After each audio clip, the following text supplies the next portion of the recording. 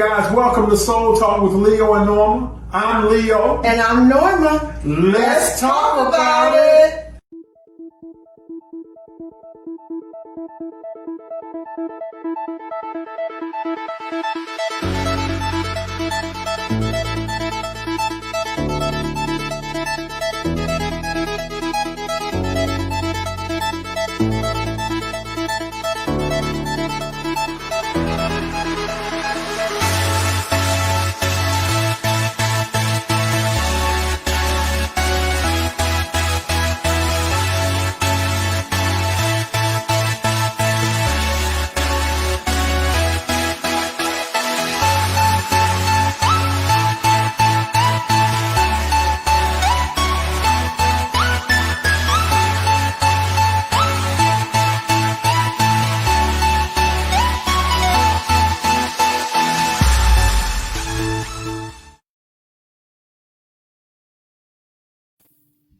Well, good evening, everybody. Welcome to Soul Talk with Leo and Norma. I'm Leo. And I'm Norma. Let's talk about it. Hey, guys, we have an amazing show for you this evening. The doctors are in the house. And if you were here before, that was just some people that look like us, faking like they were us, coming on Soul Talk. I'm just kidding. We have some technical difficulties, but we're back. We want to say, hey, prepare yourself for an amazing show. Take time to share. You don't want to miss this. You want your friends, you want me, Mom, them, and Pookie and everybody to hear what the doctors have to say. It's going to absolutely blow your mind. Yeah, so we're so excited that you guys came back. I mean, we've got some faithful audience members. Thank you guys so very much for sticking it out with us, coming back. I promise you this is going to be an amazing show. So I think that's the reason why we had some technical difficulties, because this is going to be such a good show. So we want to make sure that you guys get it all. So hopefully you can stay and get all the information. So in a way of a bio, let me just read this really quickly. So Joy Gorham Harvey is a certified grant specialist, has successfully raised millions of dollars for school districts, educational nonprofits, faith-motivated initiatives, and community development organizations. A published author and ordained minister, Dr. Harvey has over 2 decades of professional experience in educational and nonprofit leadership, educational research, faith-motivated community development, resource development, international missions, and program evaluation. She has devoted her career to promoting the intellectual, social, physical, and spiritual development of children, youth, and families in underdeserved communities here and abroad. And then Dr. Eurmon Harvey Jr. is an accomplished educational executive with a comprehensive blend of nonprofit, government, and academic management experience. Most of his professional career has been in senior leadership positions like campus CEO, executive vice president, and provost, and assistant professor in colleges and universities. He has also held the titles of assistant superintendent and deputy chief state school officer in the K-12 education sector. Further, he is also a community educator and has done pioneering work in establishing 2 not-for-profit community organizations, a private elementary school, and even a county library. Now, these 2 are the founders and co-founders of a business called the Genesis Consulting Group. And of course, we're going to talk a little bit about that tonight. Genesis Consulting Group partners with and empowers clients in the business, nonprofit, education, and public spheres to create transformative community development solutions. Since 1998, Genesis Consulting Group has helped local, regional, national, and international organizations build capacity to achieve their goals through strategic planning, board and leadership development, resource development, evaluation, and other services. Soul Talk community, welcome. Give them loud welcome wherever you are to Drs. Eurmon and Dr. Joy Harvey. Welcome. Thank you. Glad to be here. Hey. We have been in great anticipation for the 2 of you coming on since you said yes, because we know that the guests, our audience will be totally blown away, blessed by your stories. And it will be criminal for us to not allow you to share what you shared before we got cut off. So, Dr. Joy, please tell us some of the things that you told us before about yourself that wasn't covered in the bios. Sure. So, hi, everyone. Glad to be here. I'm from Baltimore, Maryland originally, and my educational journey actually begins with my family. So my parents were my first teachers. My mom is actually an educator and instilled in us the value of education and a love for reading. And that really has helped to sustain me through my educational journey, which has been pretty long. So I attended Harvard College as an undergraduate, went on to receive my Master of Education degree from Harvard as well. And then I went to Ghana, West Africa on a Fulbright scholarship. Then came back and got married. And when my youngest was 2 months old, I thought it would be a great idea to start a doctoral program. So I started at Columbia University Teachers College and went on to receive my MDiv degree a few years ago. Through all of those ups and downs, it's been challenging. But what I encourage people is that there's never a great time to start. So waiting later is not always the best strategy. If God is leading you to continue your education, then do it now. Awesome. Amazing story. Amazing story. Dr. Eurmon. Yes. And I always want to kind of supplement her story about Harvard and say, ask me when she went to Harvard. When did she go to Harvard? Out of the 11th grade. Come on now. That's right. Out of the 11th grade. Her stuff was so tight in the 11th grade. Wow. Harvard said, come on now. But anyway, all of her background, that wasn't mine. No. It wasn't mine. So I was born in Mississippi, in rural Mississippi at that. And my mother, as I said earlier, was the fifth of 14 sharecropping children. Wow. And when I was 4 years old, she got divorced and we moved to New York. So I had my formative years spent in New York in terms of grades 1 through 7, I believe. And then we moved back to Mississippi, where I graduated from high school. My college access story is a little interesting in that I'm gonna ask me why I went to college. Why did you go to college? Why'd you go? Because my second cousin told me that Southern University had a really pretty campus and the best band. And since I was drum major, I said, "Oh, that's probably where I need to go." And so we some kind of way got there, and I didn't have any money or anything like that. Asked me if I applied. Did you apply? I didn't apply, but but I got in, so I was able to walk into Southern University because of this thing called access, right? So they can welcome you in if you have your materials and all of that, and we figured out a way. And so as I kind of grew and matured and progressed through various colleges, I recognized that that really wasn't the way you were supposed to choose your college, with your second cousin telling you they got a great band.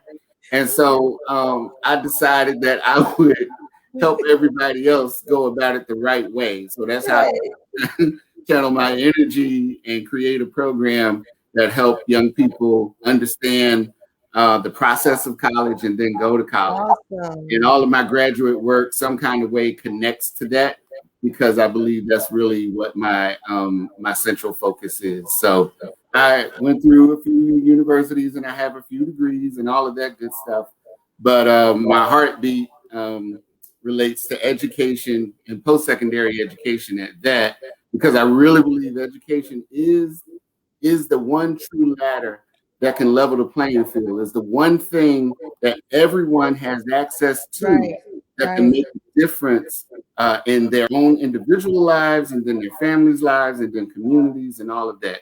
And I'll just say, I told you my mother was the 5th of 14 sharecropping children, but that didn't, and she dropped out of high school, but that wasn't the end of the story. I was able to watch her finish the GED, finish associate's degree, and she actually finished her bachelor's degree. And so what I can say is that at every level that she attained, our lives changed. And I was able to see that. And I was able to know that education did that. Wow. And it's amazing, Dr. Eurmon, when you say that about how you watch your lives change. I think that's one of the problems that a lot of people have when they look at education. They don't understand that really education will determine what type of lifestyle you're able to live. And I think once we grab hold of that, then, the journey really gets exciting. Right. That's absolutely true, Pastor Leo. I think Maya Angelou, I'll quote her talking to Oprah Winfrey about some issues that Oprah Winfrey had gone through and didn't want disclosed. And she just said, baby, when you know better, you do better. Come on now. So education is really all about knowing better so that you can do better for yourself. You can do better for your family. And it's really, and the know part is the knowledge that you acquire so that things can be better. Yes. That's awesome. Yeah. So we want to just thank you guys. I mean, you guys have a rich history. And I think it's only fitting as we start this series this month with Black History that we start with two of the greatest educators that we personally know. So we want to just tell you guys, thank you for what you guys have contributed to the Black community and what you continue to contribute. And obviously some, it's not just for us, but we're talking about Black history. Yes. And that's our heart. I mean, when we heard that you are focusing on education during Black History Month, it's very fitting. The first thing that came to mind for me was that historic decision in 1954, Brown versus Board of Education, that outlawed segregation. But we know that even after segregation was outlawed, that it continued, right? And so there's a whole history of illegal segregation. And when you look at what's happening in school districts across the nation today, segregation is not over. It continues largely because of housing policies that intentionally segregated communities back in the 50s and 60s and 70s. And so as we look at what's happening now, it's up to us to really begin to remedy what has been happening to our people over hundreds of years. And it's not a quick or easy fix, but we're not existing in a vacuum. So we have to talk about the history. Right. Yeah. So we're going to ask that I'm not sure if Dr. Eurmon and Joy, if you guys have your phone on, there's a bad feedback.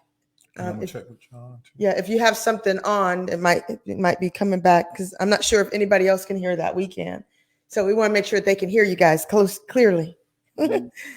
Okay. So I think what you just said, though, when you're talking about going back to that precedence back in 1954 is so powerful because I think we as African Americans, as Black people, I think we forget that there was somebody that fought for us, that we didn't just get where we are on our own. We have some people that sacrificed and made some big decisions for us in order to be able to get to where we are. So I was just really kind of pulling, February is a Black History Month. Of course, we already know that. And it's a time that the country highlights and celebrates the accomplishment of Black Americans. And so many times, I've heard people say, why do you have a Black History Month?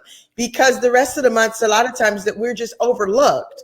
So this is our opportunity. And I do not take it lightly that this is our opportunity to talk about us and to share about us and the things that are really, really important as it relates to people that look like us. And that's important.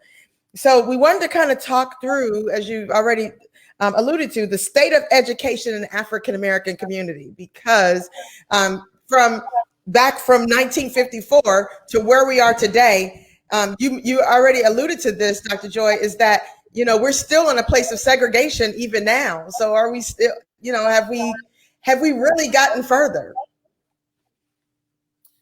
Yeah, I mean, that's a great question. I think that there are more opportunities these days, but there's still an inequality of opportunity. So, we talk about the achievement gap a lot, but I really like to talk about an opportunity gap, which really is something that needs to be addressed across our country. So although there are more opportunities, some people are getting more opportunities than others. And unfortunately, that breakdown is often a racial breakdown or income level. So we can see, looking at the statistics, that if your family income is higher, you're more likely to attain a college degree. And there are social disparities there as well that we need to be aware of. Wow. Yeah, and I think that's interesting that you. Go ahead, Dr. Eurmon. Oh, I would like to say that the Brown versus the Board of Education, the tagline they added to that was "Do it with all deliberate speed." But the truth is, it was a slow walk, or it continues to be a slow walk. Yeah. Wow. Yeah. So there's obviously we still haven't arrived. We still haven't gotten there. And as you said, Joy, that there's an opportunity gap there. And so, and you mentioned just a moment ago about if families are financially better off, then they have a better opportunity for the kids to go to school and different things, and so when you think about it, I've heard people say things like, well, I mean, like if you're on welfare or something, you should be able to get these grants and get, other ways. So, so obviously the families that are not well-to-do, they're the ones that's on welfare. So are the people that's on welfare, are their children not going to school or not taking as much taking advantage of the opportunity as those that are well-to-do? Yeah, well, I think part of the issue has to do with concentration of poverty, right? So you can look at stories like my husband's story, or like Condoleezza Rice, or other people who grew up in poverty, but they made it, right? But what's a little bit different about our society now is that because of the history of housing segregation and urban policy, you have concentrations of hundreds of thousands of people who are living in very close conditions and in poverty. And what that does is it really cuts what's called social capital. So when you think about our interactions, our relationships, the opportunity to have a mentor, the opportunity to learn from someone who has trodden the path before you. When you begin to concentrate people in poverty, they lose that benefit of social capital. And then you combine that with going through 12, 13 years of substandard schooling. So then when it comes time for them to apply to college and get the Pell Grant, they haven't made it there because so many odds have been stacked against them. And so we'll talk a little bit more about how we can help level the playing field. But I think first we have to have a really clear understanding of the barriers and the obstacles that families and young people are facing before they can even get to that stage where they qualify for some of that scholarship. Yeah. Just because you're in poverty doesn't mean you have to have a poverty mindset, Right. I just know my mother was the classiest woman living in the ghetto that I have ever seen. On now. Yes. She and just to drive home the point, I don't know if we were on welfare, but I do remember that little booklet of stamps that you read, and then you go and you don't want to show it to the grocery person, or you don't want your friends to know. So I don't know, but I do remember several of those. Yeah. But again, the poverty, being in poverty, you've heard a lot of people say, I didn't even know we were poor. I look back. I look back and I didn't even know we were poor because parents did their best at their level to provide the best information and knowledge that they could. For instance, my mother had 100 jobs, right? But one of them was encyclopedia saleswoman. Come on now. And what she did, which blessed me, which probably helps me to be where I am, she had the young people's encyclopedia set, and we had a little library in our place, and I just used to go through all the encyclopedias. Yeah. I went from Aardvark to Zebra. I remember the book. It was Aardvark to Zebra, and I would read all of the encyclopedias and just spend my time doing that. Wow. Wow. And, I think what that speaks to is that, yes, there are barriers. We all face barriers in our lives. And so, there's no life that's without obstacles. But with respect to education, there are some people that really make a difference in a young person's life. So I talked earlier about the influence of my parents. Teachers make a huge difference. So the research says that the quality of the teacher that a child has can make the difference in whether they stay on grade level or not. And so as parents, that helps us understand that if we're going to fight any battle in our kids' education, we want to fight to make sure that they have a quality teacher, right? Yeah. And then there's other research that says that it's the influence of a caring adult in a child's life that makes a difference. And that adult doesn't necessarily need to be in a school setting. So if we're in our churches, in our communities, and we have an opportunity to be that person to a child or a teenager, then that can actually turn the tide and help to be a protective factor against those barriers and obstacles that we need. Right. And I like what she said about teachers, because they are integral. I used to work in a sector related to dropouts and dropout prevention, dropout recovery. And every time I would interview a young man in particular, I'd say, why did you drop out? The number one phrase is, my teacher don't like me. Wow. My teacher don't like me. Wow. And it's like, I've taught college at the college level and taught teachers and principals. And that's not really part of the curriculum, right? Like, you gotta like all of your students, right? Right. But it's interesting that students can feel whether you think they're valuable, right? That's good. I think that's what they were saying, is like, my teacher doesn't think I'm valuable, right? That's good. And so teachers, and wherever the teaching happens, it can happen in the home, it can, as Joy said, in the church, whatever. But the more that we help young people and even older people who haven't been in school or whatever believe that they are valuable and they have something to offer, that is a crucial piece. Yeah. And I saw someone put in the chat or had a comment that said parent involvement in education is critical, and that is true. I would encourage us all to just think more broadly about parent involvement. So I write about that a little bit in my book, Dream Power, but we have sometimes defined parent involvement so narrowly that it's only when the parent comes to the school. The basketball game, you need more than the basketball game. Right. Even the parent-teacher conference, that's great. But there are many dimensions of parent involvement, many of which are nowhere near the school. So what's happening at home? Are you reading at home? Or what are you doing on the weekends? Are you taking opportunities to visit landmarks in your city, museums, the library, taking advantage of free children's activities? And so those are dimensions of parent involvement that are accessible to anyone. If you work during the day and you can't go to the school, it's okay. Your involvement is just as valuable and important as the parent who's on the PTA and shows up at those meetings. That's right.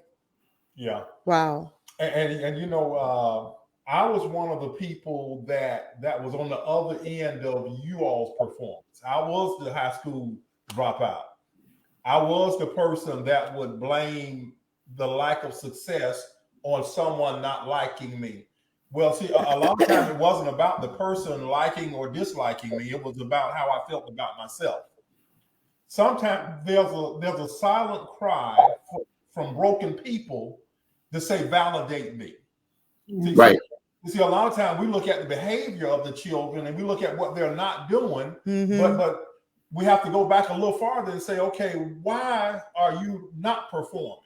Well, in my world, I was in the 8th grade coming home to an empty house, basically trying to raise myself. See, so now when I come in, I'm gonna bring the same energy into your world that I had in my world. Yeah. And it wasn't until I got around the right people in Germany, serving in the military, when all of a sudden I met a group of Black people that talked like nothing I'd ever heard. Everybody, my crew was going to college, and I'm the only one in the whole group that didn't have a high school diploma. Yeah. Right. And what you're talking about really has a lot to do with trauma, right? And so we have young people who are coming to school traumatized. These days, one of the terms that's used is ACEs, adverse childhood experiences, and you can actually quantify the number of these adverse experiences that a child has had in their life, and it correlates with negative outcomes, be it high school dropout, being incarcerated, etc.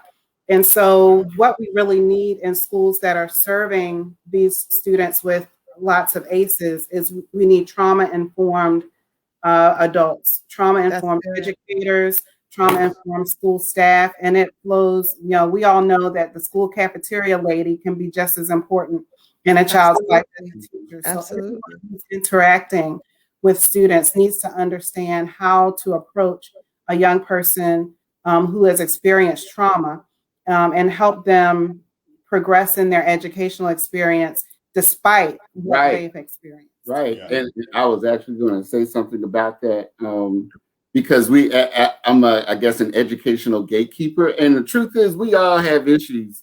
And I'm one of those teachers or professors or whatever that they would call firm but fair. It's like I done been through a bunch of stuff in my life. I done heard every excuse in the book. Nobody told you to, nobody made you come to college, put a gun in your head and all that stuff. So you need to turn in my paper.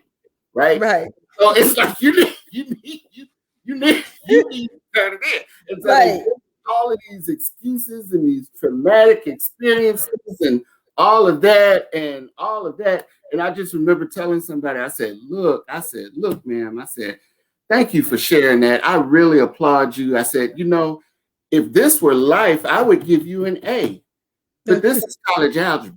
Right. I can't do that. So I would give you an A in life. You've overcome a whole bunch, but you don't know what you need to know in college.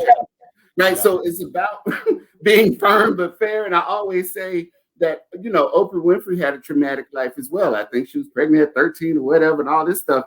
But guess what? She was in school. So somebody's English teacher had to say, look, baby, I know you've been through a lot, but you still need to put the right subject with the right verb. Right. And if no one told her that at 13 or 14, we wouldn't have Oprah Winfrey putting the right subject with the right verb in 7 different mediums and be a billionaire. Because she showed you where she is if she couldn't put the right subject with the right verb. That's right. She needed subject-verb agreement when she needed subject-verb agreement. And somebody had to hold her accountable to that. So Joy's point about we're going through stuff. It's about getting the information and acquiring the knowledge while, you're on this journey, of recovery or whatever it is you're on. You still need the information. Right.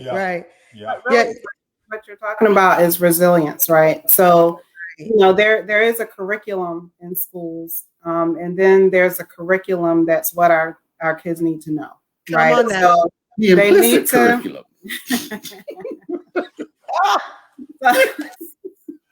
Inside joke, right? So they need to know their 3 R's, reading, writing, arithmetic, but they need resilience. That's a 4th R.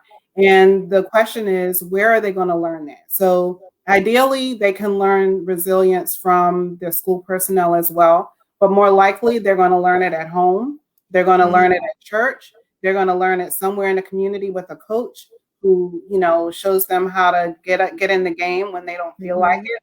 So we need these opportunities to teach our kids resilience. That's right. Yeah. And you think about, I heard something, and it seems like it's just like a constant thing that keeps coming back. Essentially, it's that our environments shape us. Our environments have a lot to do with where we are, how we think, how we perform, how we experience trauma, how we do, how we do bounce back, and how we do say, I'm going to do something different with my life. And regardless of where we are, because, when you look at the two of you, even, you say, Dr. Joy, you had great experience and great people that were there, mentors and people, family members that was in your life.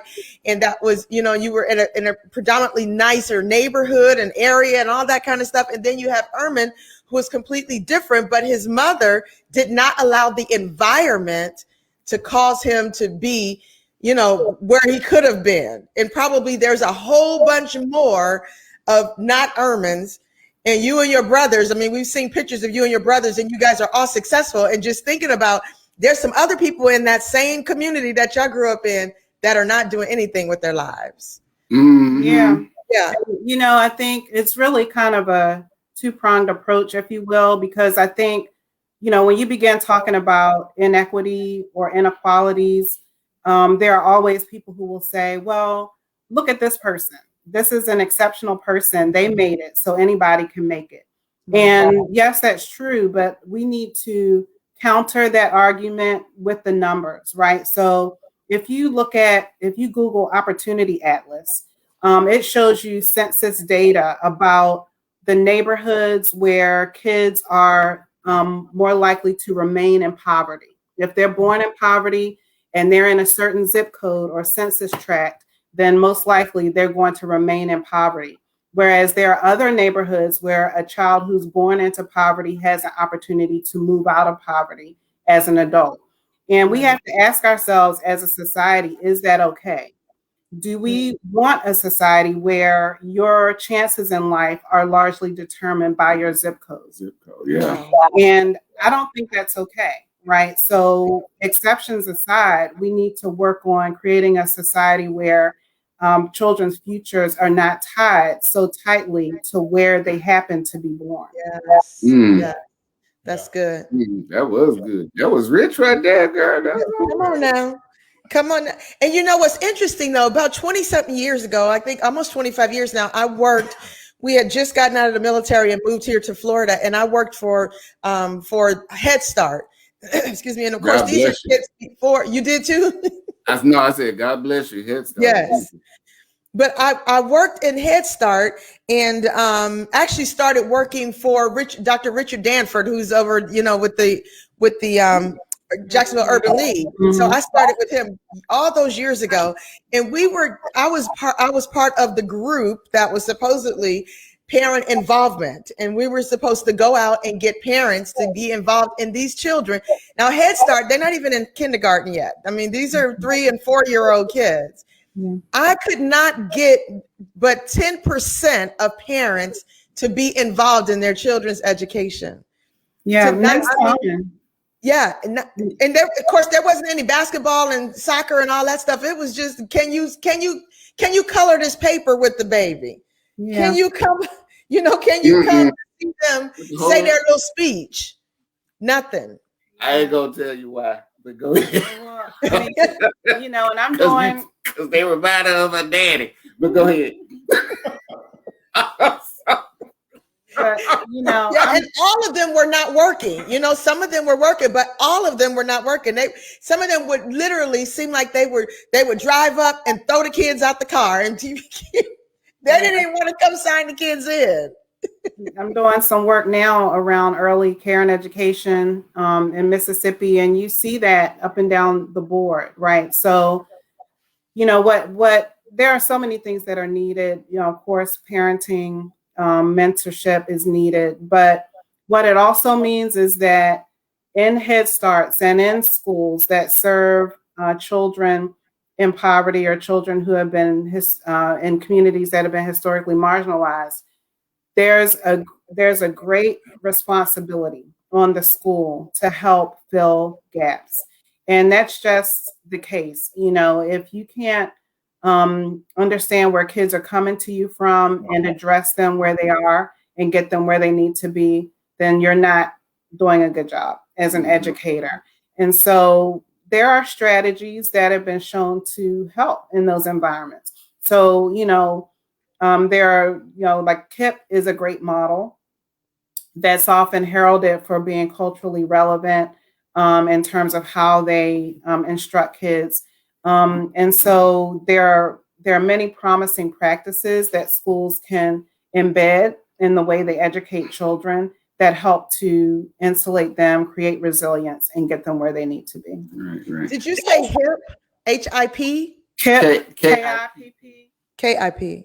Mm-hmm. I wanted to say something about the Head Start concept and the earliest of education. I guess, as we all know, I mean, in terms of the fastest, my mother-in-law would say it better, but let me see how to say it. You learn more from 0 to 3 than you do at any other time. Now, you can be more polished up. Right.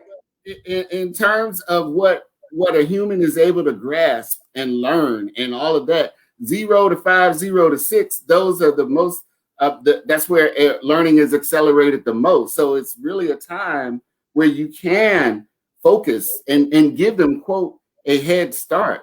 So, right. And we know the best practices now, just parental involvement, or, read to your child. Joy had me reading to her stomach. Yes.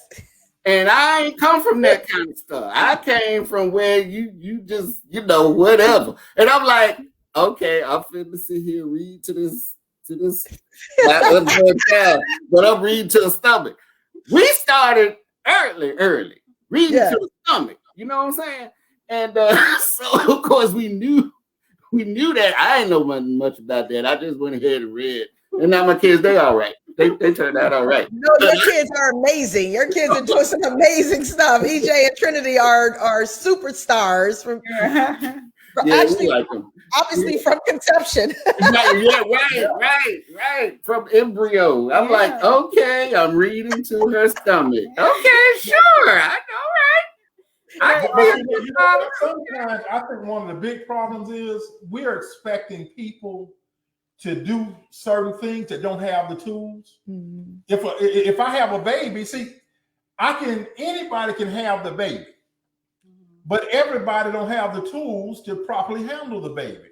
So sometimes I'm looking out in society and I'm knowing that if something doesn't happen, this kid doesn't have a chance. Wow. Yeah. Not because the parent loved them any less than I love mine. But somewhere there's been a disconnect when it comes to somebody to give that parent something. Right. And we want to hold them at the same standard, the same accountability that we do people that understand parenting. Sometimes we got to go back and train the parents. Right. Yeah, I agree. And, when we talk about the tools, right? So it's really about knowledge. And, the research says that the one thing, if you can do one thing for your preschooler and your baby to help them enter school ready, it has to do with the number of words they hear. Wow. Period. Wow. So that means that if you're poor, if you're rich, whether you take the public bus or walk or have a vehicle, when you're with that child, the most valuable thing you can do is talk to the child. And that's not cussing the child out. That's not telling them, get off of there. It's talking to them about what you're seeing during the day. So if any of our listeners have young children, then I just encourage you, you don't have to have 50 books in the child's library. Talk to them. Look outside. What are you seeing? You see that tree? You see the wind blowing, and you might think the child doesn't understand you, but the research says that children who are hearing more words, they're entering school ready to learn. Mm-hmm. Yeah. But something else, when you said that, Dr. Joy, one of the things I thought about, there was a time when there were parents that spent more time silencing the child than giving the child a voice. That old saying, "You should be seen and not heard." And then when they grow up to become adults, they don't have a voice. Mm-hmm. Yeah, right. That's so true. I can totally understand what you're saying when you say, "Hey, stop talking," because I do this thing. I say, a lot of time when little Johnny is out in the store and raising sand, and the parents, stop little Johnny, little Johnny don't stop. And they keep their indoor voice, stop little Johnny don't do that. Come here, little Johnny, let me talk to you. Mm-hmm. Now, if it's Pookie. I was gonna say Pookie. Pookie got 2 seconds. Pookie gonna be cursed at, and if Pookie still don't respond, Pookie gonna get the right hand of fellowship meant for an adult. Yeah. And then but it's funny how we discipline based on what we call discipline. Which is really abuse. I just want to call that out. I'm sorry. They spend time in prison, but little Pookie, who didn't get the life beat out of him, he runs Fortune 500 companies. Something has to change. Mm-hmm. And we understand. And something else I was thinking about, a lot of times the Bible talks say faith comes by hearing. Well, you hear about a word. On the conversation. Yeah. I think little Johnny ran the company. Okay, who else said? Pookie prophesying. Yeah. And what happens is, unfortunately, we discipline our kids the way we were disciplined, right? That's right. And so, I know this is off topic, but as parents, we have to deal with our own trauma. You gotta say it. So, if we catch ourselves doing things we said we would never do. That's right. My mom used to cuss me out. I said I would never, and this is not me, it's just for example. I said I would never say this to my child, but I find myself yelling and cussing my child out, or I find myself hitting my child a little bit too hard, or grabbing their extension cord, or whatever. Right. Then that tells us that as parents, we need to deal with our own stuff so that we can be effective parents. And that is a part of this whole equation as well. Joy had to train me. Because I came from the extension cord family. I came, not my direct family, but there was extension in my family. And that, and stuff thrown across the room and all that kind of stuff.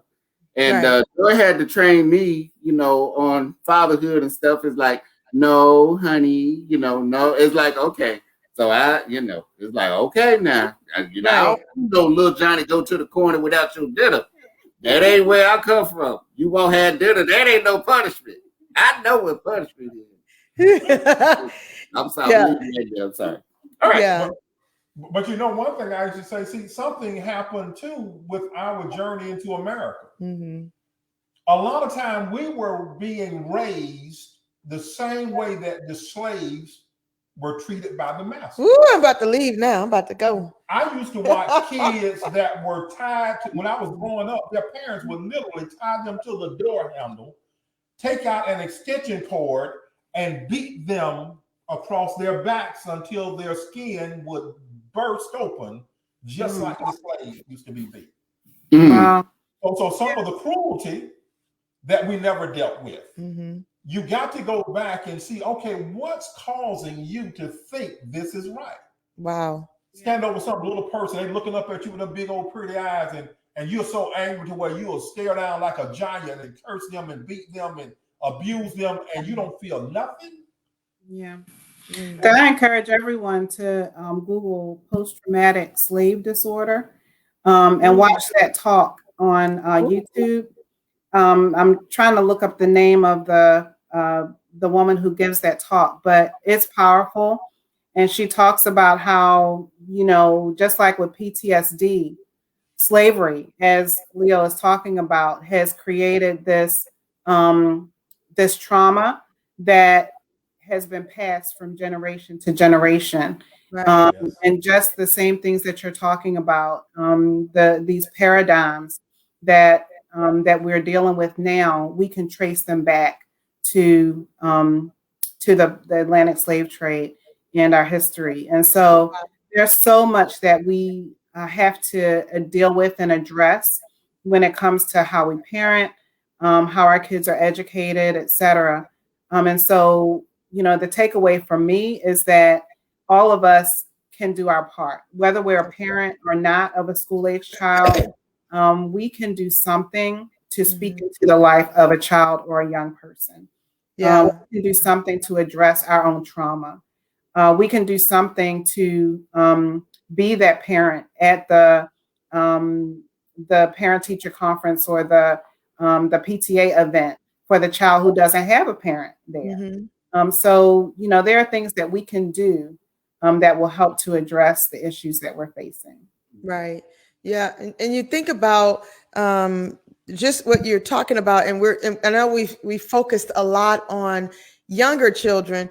I'm kind of curious, you know, how when you talk about us being able to get the trauma out of our lives as adults, sometimes that's keeping us from being able to move forward as adults as well. We've kind of just continued to just go down that same trail.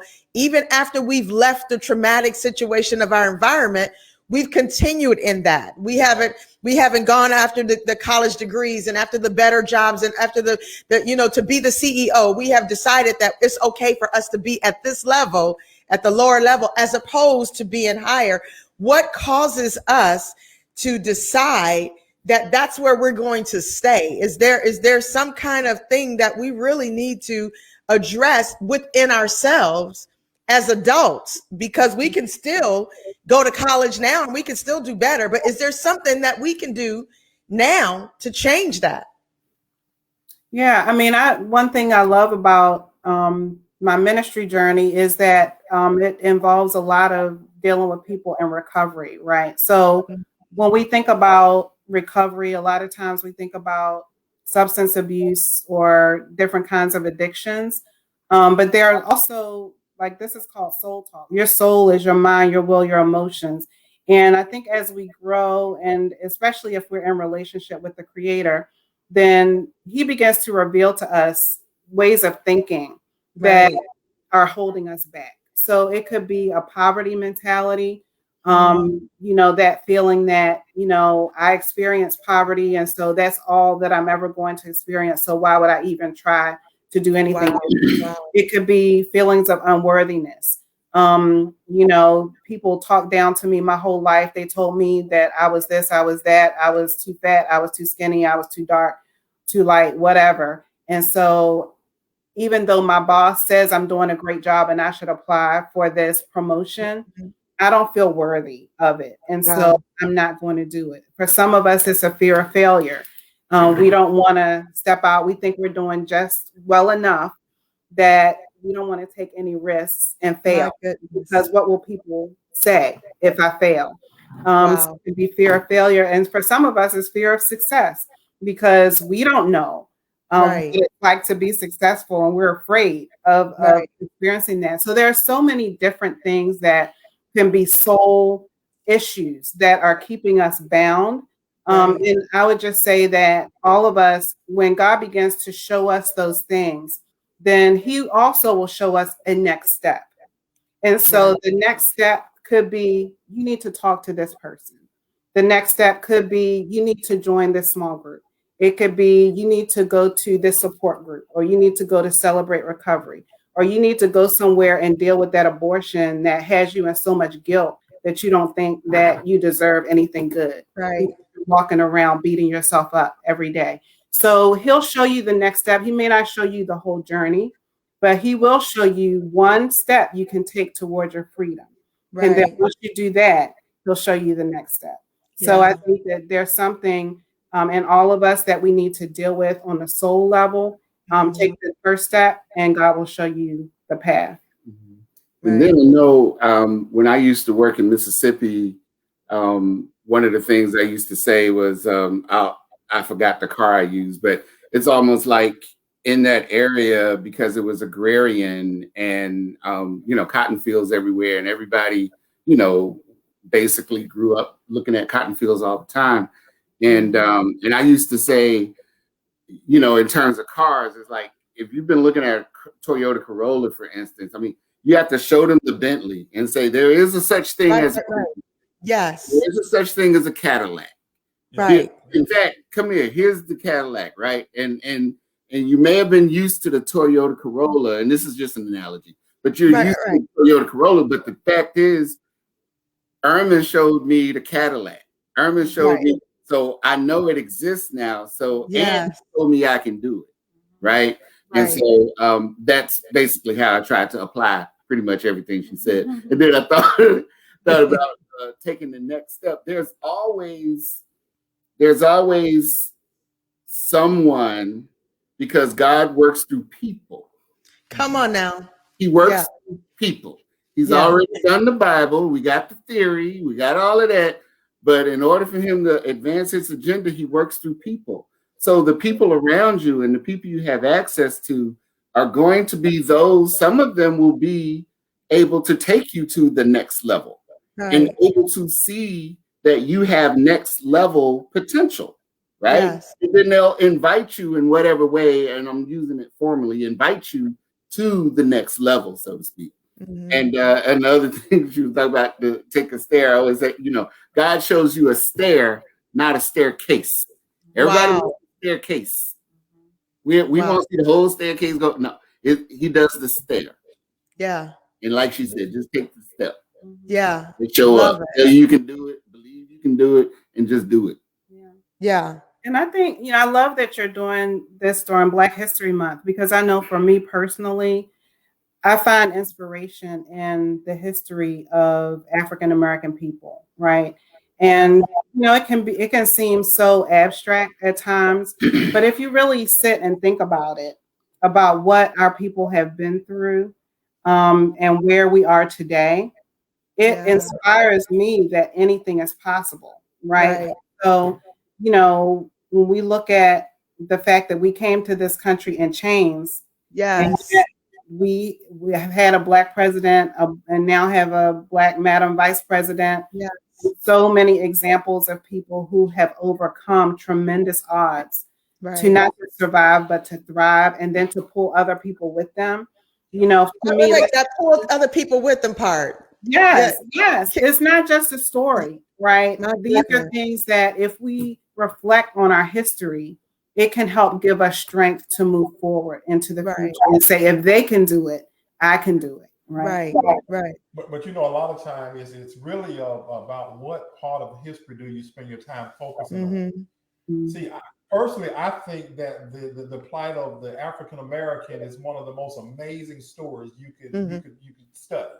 Simply because, there were some bad things that happened, but I don't know no other race of people that have overcome what we overcame. My goodness. And get on the other side of it and you look good. Right. See, certain things that we went through as a people would have crushed most people. But a lot of times, because of our faith and because of the resilience that God placed on the inside of us, an ability to take nothing and create something, and to be at your lowest low and still find a song in it. What make you want to sing when you're out in a cotton field and it's 200 degrees out there, snakes out there, bugs out there, but some kind of way you found a way to celebrate the moment, knowing that you had an image painted in your brain of a better tomorrow. And I think some of what you all are talking about requires people having to build something in your imagination so that when your world that you live in is not what you want it to be, you live outside of that. Because that's what the Bentley does, Dr. Eurmon. See, we used to ride around and look at stuff. Right. Never been intimidated. I'm talking about busted, disgusted, and couldn't be trusted. But we would get in the car. Right. And we ride out and we find our dreams. And no matter what life was saying, no matter how hard we got punched, we knew that there was something that I saw that if I don't quit, I can pull it off. Right. And that's part of with the people, because some people have never had a moment to stop and dream. That's why they're uncomfortable going outside of their comfort zone. I have family members they'd go to the same area every day at the same time, and they've been doing that 50, 60, almost 70 years. And in my mind, they're smart, they're gifted, but they don't believe that they can pull it off. One of the reasons we wanted you all on the show tonight is really to encourage people that they can pull it off. Right. Yeah. Cultivate the imagination. I love that you said that, and I think for those of us who are listening and watching today, we can all fall into this trap of the day-to-day, where we have so many balls in the air. We're juggling so much. We have so many demands on us. The stress is out of this world. And we don't take the time to sit and think and dream, right? Wow.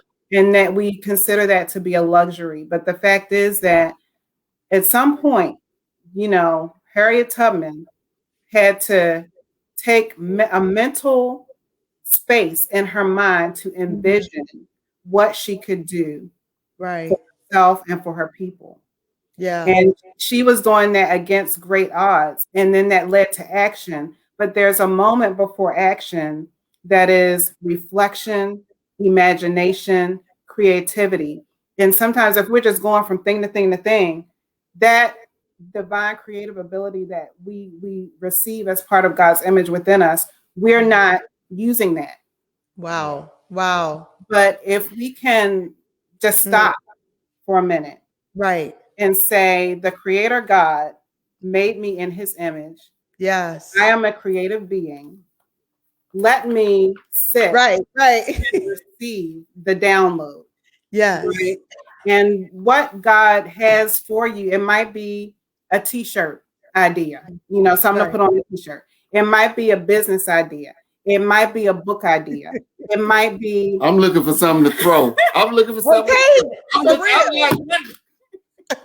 But God will download something into you that can be the root of your future, the root of your wealth. And it might not be that you're going to go to school for 2 years or 4 years or whatever, but there is something that God has placed in each one of us that can be a seed for prosperity in our future if we stop long enough to listen. Wow. That is amazing. A lot of times I know. I heard the story about. I always talk about Babyface. I saw an award show, and they were honoring him, and they said he had written over 1,000 songs. And when they said that, something leaped on the inside of me. I said 1,000 songs, and right there in the moment, it's like the Spirit of God said, "Seed time and harvest will never cease." See, if you will apply pressure to the gift will always yield fruit. Yes. And I was thinking about that thing. I said, man, here it is. How many people have something that they haven't tapped into?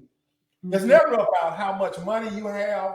It's never about how smart you are, because I know broke people that became great people. I know gifted people that may not have been gifted in the eyes of others, but their sweet potato pies will rock your world. So they made a living off of selling sweet potato pies. Yes, send one here. Send one. Yes. So really, you have to find your niche. And when you're talking about Harriet Tubman, I was thinking about in the movie, I don't know if it was true or not, but they were talking about how during her journey, she would stop and freeze in the moment of time and hear from Mr. Creator himself. Sometimes you listen, and God has something for for all 7-point-some billion people that occupy the planet now. They did not make their way to this planet without there being a plan. Wow. Right. And I'm going to submit to you that something is not for you to sit down and breathe and take in oxygen, right? Wow. You're going to have to solve some problems, right? Right. Back to what I believe education is really for. Every job, I don't care what job you have, whether it's for-profit or non-profit or everything that you see, somebody is solving a problem for us. That's right. Right? These light bulbs I have right now, they know I'm a dark brother, so they know I need these light bulbs. That solves the dark brother problem, right? Everything. So I like to say, because the consulting work we do, and I do particularly, I kind of build myself as a troubleshooter. And one time I was like beset by issues and challenges, and I had the nerve to pray like, Lord, why? Nobody knows trouble. What the Lord basically said, now the Lord don't talk to me like he talked to Moses and some of the folk in my small group, but I believe the Lord said,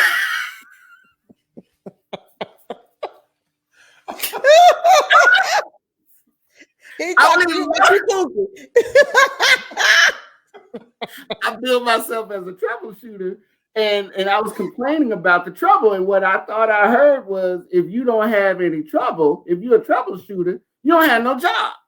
Wow. So if I'm a troubleshooter, then I'm able to go into places that seem like they're in trouble and bring some kind of resolution to that. Oh, so I often, somebody said, what are the folks like, what kind of job are you looking for? And I said, I am a job. Yes. I am. Yes, I love it. A solution that is ready for a problem. Now, I ain't looking for no problem, but I'm ready for it. And if you can acquire a skill set, knowledge, or whatever, and just focus on solving problems, I don't think anyone will need money if they can do it, over time. Right. So no matter what job it is, again, for-profit, nonprofit, it solves problems. That's right. Now, I've seen a couple of comments, and we haven't had time, and we're getting short on our time. This has been so good. Oh my gosh. I've seen a couple of comments, but I wanted to highlight this one from Valletta Ford. She said, unfortunately, the school system has failed our babies. I teach third grade students who read on a first grade level, and most of them should have an IEP. We have to continue to pray for this generation. And I thank God for the opportunity to minister to these babies every day. And so, Val is there in that school system and dealing with that. And so I really kind of want to see if we can, I know we're getting low on our time, but I really want to see if we can pivot kind of, how do we close that gap, and how do we level the playing field, for lack of a better word? How do we do that? Well, yeah. So, I would say that the schools can do something. So there are some models where there's intervention happening in schools, especially around literacy. Some of it involves enrichment. Some of it involves pulling students out. It does all require resources, right? And so in some cases, the IEP can be a tool. Nobody wants their child to be labeled in special education, but the IEP can be used as a tool to help get kids the extra intervention services that they need. But on the other, outside of the school walls, there are opportunities to enrich kids so that we can help fill in the gaps in the community that they're experiencing in the schools. So I would say directing parents to high quality research-based after school programs that can help kids make up that gap is really important. And they can be after school, they can be summer programs that are literacy focused. I know that there's a good one at UNF, certainly for older students and maybe for elementary students, but we need to find resources to help our students accelerate and make up the gaps they're experiencing, and pray for our teachers. So I believe Val said that she's teaching these students. So we need to make sure that we're covering our schools and our teachers in prayer, because this is not an easy job.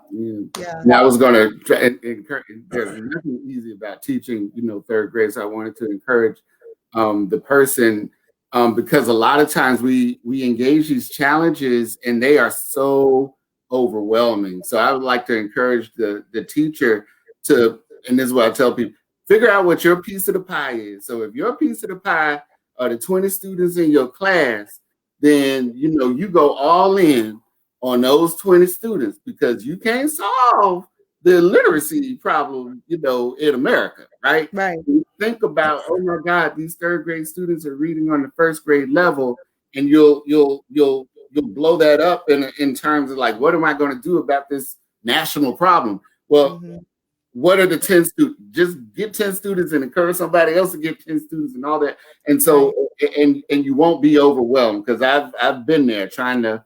I call myself Brother Teresa, the male equivalent of Mother Teresa. So I'm just sort of like, just doing stuff, and you can be so overwhelmed doing good work and trying to save everybody and help everybody and all that good stuff. And then I would just encourage her to focus on her 20 students or whatever number that is, and go all in and get the best strategies for those 20 students, and then figure out how to do it in mass with other students or other teachers or other schools or whatever, and figure out what that strategy is. But she can affect her 20 students. She may not be able to put a dent in the national problem, but she can put a dent in the problem that's right in front of her. That's right. I remember when my children were growing up, and we constantly, continually told them, you go to college. When you graduate from high school, that's not the end. I mean, we just never let them think that was where, you ended at. You need to continue on to go to college. Now, everybody's not a college student. We get it. We understand. But the general premise was, this is where we're wanting to see you go. Now, if you decide once you get there, this is not for me, then let's see what else you can do, or where, if you want to trade or do whatever, then let's look at that. But one of the things that I did, because we were military, going into the military, I mean, of course, we didn't go. I went in right out of high school. I literally graduated from high school and I was gone the next month to the military. So I didn't go to college right then. I went later. I was past 40 when I went back to college. When I went to college, yes, and I did it though because I was trying to set an example for my children, because they were growing up, and I wanted them to see me going to college, so they would have I could have cared less, truthfully, if I'm just being real honest. I was on a career track that was doing very well financially. I was at the top of, where I was. But it wasn't until I decided I'm going to go and get my education, to further my education, that my children really began to see, oh, wait, so if mom can do it, I can do it. Then dad did it. And so we did, as older people. Yes. I mean, he was after 50. Yeah. And so I think one of the things that I'm thinking as I talk about that, it certainly was not to toot any horns or anything. It was to say, sometimes as parents, we need to make sure that we're educated so that our children can be able to see a great example at home. True. Yeah. Being a lifelong learner is so important. So, modeling reading, do your children ever see you read? Right. And for kids, they may not understand. You may be reading something on your phone or your tablet, but they may not make that connection. For younger kids, they may need to see you reading a book because that's what you want them to do, right? So modeling is so important as parents, modeling lifelong learning. Do they see us learning things? Do they see us trying and failing? Because that's what they're doing when they go to school and they don't get it right away. And so we need to show them that it's okay to try, to fail, to learn, and to grow. Yeah, that's good. That's so good. Mm-hmm. Yeah. Because I think one of the things that motivated me even to go to school, and after I went back to school, people said, "What you gonna do with the degree?" I said, "Nothing." There was a debt that I owed Leo, because in my early years, when I thought I was cheating the system or the man, I was cheating myself. So I had debt that I had to pay that caused me to go back to school, because it was one way of saying, hey man, I apologize for doing you like that, and I love you enough to start now, and until we breathe our last breath, we will always be in the arena of learning something new. And from that, it started years ago, but all the way up until to this day right here, we have a lifelong journey of learning in our home. The goal is to get the doctor thing behind my name. Why? Because I owe it to myself. That's good. Yeah, you can do it. See, you can send out food. This is the brain of the group. You can get a mail order. Get a mail order degree. Yes. So, so there's another professor on the broadcast, Dr. Sharon Flowers, and so I haven't been able to get a bunch of her stuff in, but she's been like, she's egging y'all on essentially. She's like, yes, go talk about it. In fact, she is our education director at our church. So she is constantly bringing different educational opportunities for people. And I'm just like, hey, y'all need to take advantage of this stuff. She's going out finding things And I mean, we've had things and just trying to get people to go through GED preparation or, to even she's found different degree programs that people can go into and be able to get a degree and have some job placement afterwards. I mean, and so we're always telling people, learning, be lifelong learners, continue to do this. And your life would be changed forever. Yeah. I'm glad you ended with that, because a lot of times we show them the what, but they have to determine the why. That's right. Yeah. The why, I mean, you can have all of these things, but if they don't see the why I should do it, and sometimes we have to shape that for them, they're not likely to do it. Why do I need, I used to work in dropout recovery. So to finish the diploma, I had gone ahead and gotten partnerships with higher education institutions so that when the student immediately finished their diploma, they went straight into college, right? As a pathway point. So the diploma wasn't the end. Yes, that's good.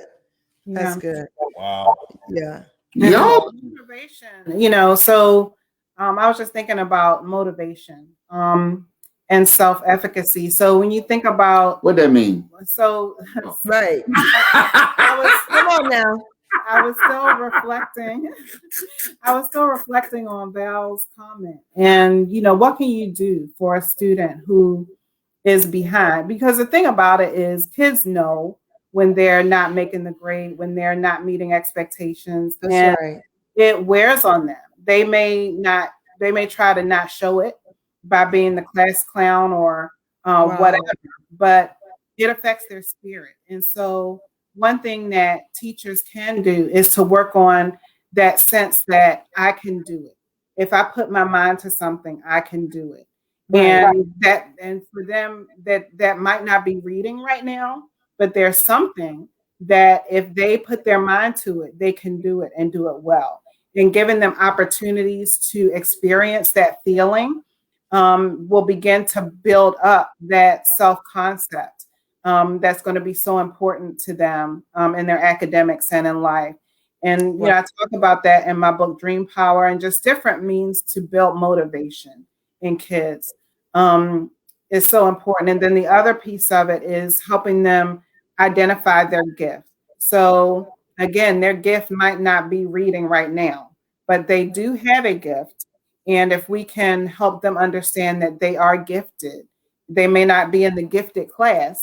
They may not be labeled as gifted, but hey, you do a great job when it comes to helping me clean up the classroom. Or you do a great job when it comes to helping the new kid in class, or whatever it may be. Helping them identify their gift, their skill can be a really critical moment in their life that they'll never forget. Yeah. So Joy, you have a book out that is called Dream Power. Can you, I know we're way over time, but you know what? It wasn't our fault. It was the technical difficulty. So this is so good. So the Dream Power book, I have 2 books that I've written. Dream Power is for parents, it's for educators. It contains some research around motivation and what it takes to help kids succeed in school. And it also has some really good stories. So it's a fun read, and it's great for anybody who has a child or young person in their life that they're trying to help progress academically. And then I have another book, which is a children's book called Every Child is Gifted. And it really is great, a great read aloud book, rhyming book for kids in elementary school. But it helps them see examples of kids from different ethnicities, different parts of the world, even different physical ability levels that have a gift that they can share with the world. And so it's just a really great message that I think every child needs to hear. And I'm offering that if any person who's on the broadcast today wants to order those books from me, they're available on Amazon. But if you'd like a discount, you can message me on social media and I'll sell them to you at a discount. Come on now. See, now, for those of you that are watching, yes, remember we have declared 2021 as a year that we're going to grow. And invest in ourselves. And invest in ourselves. Yeah. So this is a time now that you have the opportunity to invest in not only yourself, but in your children. So I want you to rush out and buy those books. We have several of those books. When you first wrote those books, we bought. Yes. Thank you. Great author, and we can attest to. We're gonna give you the information so that you can contact them after the broadcast, because they have so much to give. There's no way you're gonna squeeze all the juice out of them in an hour.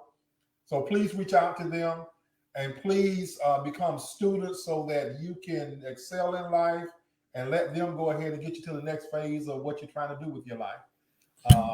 So really quickly, so to be able to contact Joy, you can message her. She says on IG, on Instagram, for those of you who are challenged with those initials. So on Instagram, Facebook, or Twitter at Dr. Joy Harvey, at the @ Dr. Joy Harvey. So on either one of those, you guys can contact them. I'm hoping that Derek will put that on the screen. Excuse me, at Dr. Joy Harvey. If you go to there, you'll get a discount, and maybe you'll even get a signed copy. I don't know. I'm just like, shameless. It's only plug. available from me, not Amazon. So another great reason. Yeah. Good stuff. Yes. Good stuff. Do you all have anything else that you would like to share before we end the broadcast this evening? Thank you so much. Yeah. And obviously we didn't get to half of the stuff we talked about, we wanted to get to, but I think it was good stuff that people needed. Yeah. Thank you. Thank you so much. Yeah, we appreciate it. I did want to throw out there, we've come through a really important political season in this country. And, when we talk about education, this is an issue that for us is equivalent to the civil rights movement, of the 60s. We need to make sure that our people have access to education and to opportunities to build wealth. And a lot of that happens at the political level by making sure we elect people who are all about justice and equity. And so I would just encourage everyone to be involved in some way. It may be just by voting. Maybe God is prompting you to run for office. Maybe he wants you to just educate yourself on the issues so that you know how to vote. But just make sure that we are not just praying about it, not just doing our part in our homes with our own kids, but we're really helping to create the society that we want to see, for everyone's children. Yeah. What she said. What she said. What she said. Yes. Yeah. I think as we get ready to close, Eurmon, and I know you said what she said, and I just want you to take just a quick, maybe 30 seconds. You mentioned something when we were talking to you a couple of weeks ago, or last week, I guess it was, and you mentioned the as far as education and then the knowledge to apply, because sometimes we just think that education and the book knowledge or school knowledge is enough, or book sense. But you had a really good outlook on knowledge. Yeah, knowledge. Knowledge is to be, applied, and the definition of education, at least one of them, is really the process of knowledge acquisition. So, and you can get that formally in a school, or you can get it informally. In a school, it'll result in a credential. But the truth is, if you teach your child how to walk, or you teach your child how to ride a bicycle, that is knowledge that they need for success, right? And that doesn't end in a credential. So a lot of times people look at credentials, but those credentials are supposed to represent a level of knowledge that you've acquired.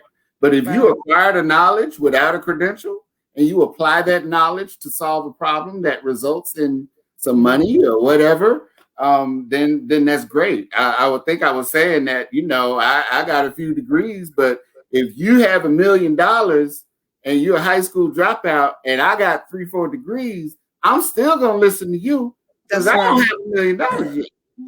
Yeah. Right. So if you have the knowledge to do that, and that's something that I'm interested in, then, that's what education really is about, acquiring the knowledge so that you can apply it, not just keep it in your head. I think when I heard somebody at Harvard say, of course, knowledge. Let's say knowledge is light, and when we get knowledge, we can choose two rooms to go in. We can go into a lit room and make the lit room brighter, but we can also go into a room with no light and bring light to the room. Wow. And I've always chosen to choose the rooms where, there was not a lot going on, so to speak.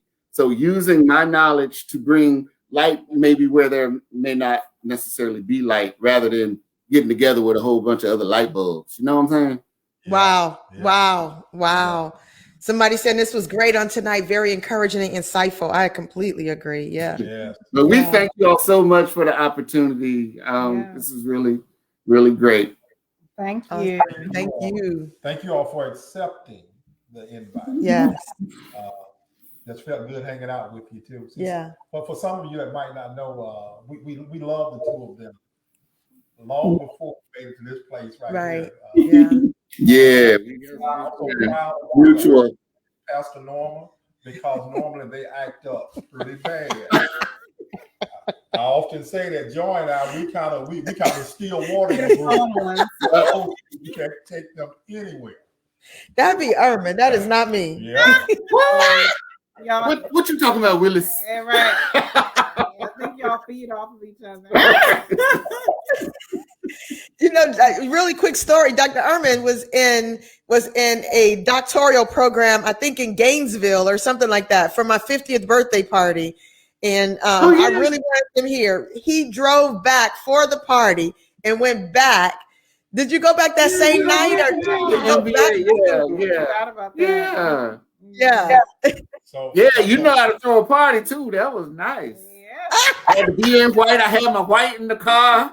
Had to change. That was the party of the century. So it was. That's right. Shows real friendship. Yes. Thank you all so much. We love you. And keep doing what you're doing. Soul Talk community, make sure you partner with these two awesome people. And we didn't talk about a lot of stuff that they do, but you should go to their website. Can you guys tell them what your website is so they can go? Because there's so much more that they have that they're doing. I mean, you really should partner. In fact, we're partnering with them on some things that we really need in our ministry and with Soul Talk. So we're going to be doing that. So you can go to solutionsforcommunities.com. That's the website for Genesis Consulting Group. Again, it's solutionsforcommunities.com. And you can learn about our businesses, the business and the services that we provide. That's because we try to provide solutions for communities. All right. Wow. That's just deep right there. That's so deep. Wasn't that deep? That's my brother.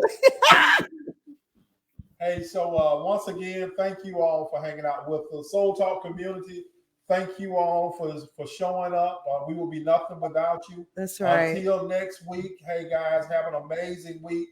And remember, we're celebrating Black History the whole month. The whole and month. Then it'll roll on until the next month. Why? Because we are Black all the time. Yes. So we love you. Have an amazing rest of your evening. Good night. Good night, everyone.